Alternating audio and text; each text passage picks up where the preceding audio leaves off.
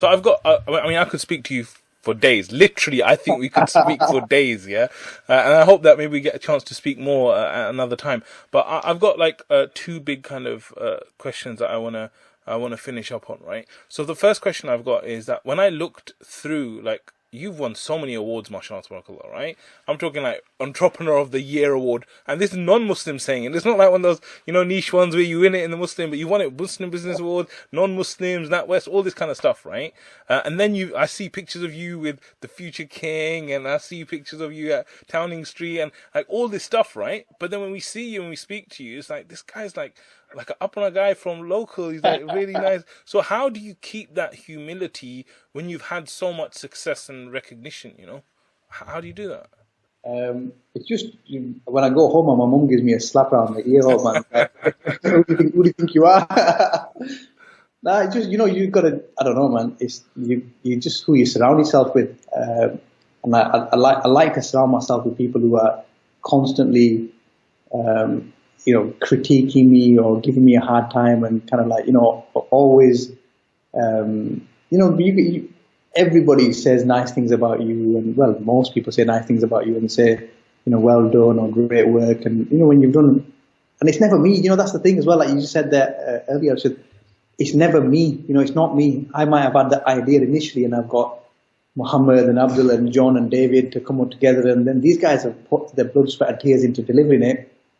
So it's about keeping real, I guess, and understanding that just because I'm the one that I call myself a bit of a delivery driver. I'm the one that goes and collects these awards. That award isn't mine. It's not me. And I guess why are we doing it as well? What am I being recognised for? I'm being recognised for the generosity of Muslims in the UK, and the generosity of Muslims in the UK who are giving for what? They're giving to help people in Yemen. They're giving to help people in Syria. They're giving to help people in Gaza. And where we are just that middle person, that middle part that helps people give to the right entity, and then we help create programs and sustainable projects that help give and keep giving to those that are less fortunate. And I work with some incredible people, some doctors and some lecturers, and like phenomenal brains, amazing brains. And sometimes I think to myself, what am I doing here? That keeps you humble as well. Like this kind of like the smartest and the most intelligent people in a room, and you're thinking, better keep a mouth shut. I don't sound like a idiot. It's just all those, and I guess just from being from Wakefield keeps you quite humble as well. I've got like people from our village. They're from Wakefield. So next time I come up there, I'm gonna give you a shout, inshallah. Next time there's a family wedding or something. Yeah, inshallah. So, bro, I wanted to ask you, how did MrSingleMuslim.com get married himself? Did you use the platform? Tell me the truth. Did you use the platform and you just sat there and just like scrolled through? Yes, well, I did. I'm not going to tell you anything more than apart from that. Yeah. Fantastic. When I got married, I said to my wife, "You're one in a million," and you know what I meant it because she was one in a million. And that's factual. Amazing. May Allah bless you guys. Okay, good. So what I wanted to ask you, this is the last thing I promise because I'm going to let you go. Someone watching this, like, what are any great books, any great resources, any tools, any speeches? What do you recommend that, someone who's like Adeem 15, 20 years ago, what kind of resources or anything that you would recommend for him to listen to, watch, read, anything that may help someone in that kind of journey? Yeah, so I want to do a little bit of a cheeky pitch here because I write quite a lot of LinkedIn articles. Yeah, I saw that, yeah. And some of the LinkedIn articles are full of my experiences, people that I meet, books that I read, and so on and so forth. And in particular, there's a chap called Ambassador Ibrahim Rasool, who's from South Africa. And he actually spent some time in prison and outside of prison with Nelson Mandela. Oh, okay.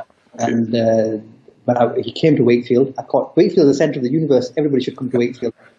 He came to Wakefield, and it was amazing because you just learn so much of these individuals. They're just like walking, talking, thesauruses, and their knowledges, and they just ooze wisdom. And some of the things that he taught us all whilst he was here are in my article on my LinkedIn and my other experiences as well. So please do kind of like go there and have a look through. But just the biggest kind of places to learn is other human beings. Surround yourself with good people that are God-fearing, people that are successful for the right reasons, and just spend time in their company, and just learn from their traits. It's okay, learning the 10 habits, reading the book that's called 10 Habits of Being the Most Efficient Person in the Universe. But when you know somebody who's efficient and you know somebody who's successful because they're efficient, just go spend a day with them. Just go make cups of tea for them or something and spend a little bit of time in their company, and you'll soon understand why they're efficient. And not only will you understand the theory, but you'll understand it in a practical context as well. That's a very northern way of thinking, by the way. In London, we ain't got time to spend a day with you. A day? Are you mad? But I think it's such a great point, because you're right. We take so much knowledge from videos and books and stuff, but you're right. Like, just spending an hour or two with someone, or a day, like, you learn so much. And you learn full exposure. It's not just one version of it. It's like you're around them the whole time. So deep dive. Deep dive. Amazing. So, Adim, it's been an absolute pleasure to have you, really, today. Jazakallah khair for all your time and your wonderful advice. I know that everyone watching will be, blown away by your achievements, blown away by the advice you've given. And you've really played a part in, inshallah, them becoming even better. And just like you've helped to produce children, I hope you're going to produce amazing brands through others, learning through your experience. Inshallah. Just ask everybody to keep us in their du'as. Keep everybody in du'as. It's a hard time for the ummah at the moment. There's some tough challenges, and especially in the UK as well. We just need to be strong together. And you know what? I think what you're doing here, and how you're doing it, again, a lot of people think about this and think we should do this or we should do that, we should help people. It's amazing. I'm taken back by the fact that you're spending your time and energy and resources in this when you could be doing other things. So you have my full support, and you have the full support of all the organisations I'm involved in. And may Allah subhanahu wa ta'ala bless you and reward you and keep you going strong, inshallah. That means a lot, bro. Thank you so much. Amazing. Brothers and sisters, this is the Muslim CEO show. I hope you enjoyed the show. It was amazing for me, alhamdulillah, to do it. And if you haven't already done so, please make sure that you go out and check out Adim. He's got some really cool vlogs and stuff. You should check out his articles on LinkedIn, and you'll see pictures and videos of him walking with lions and stuff like that as well. So make sure you go check him out.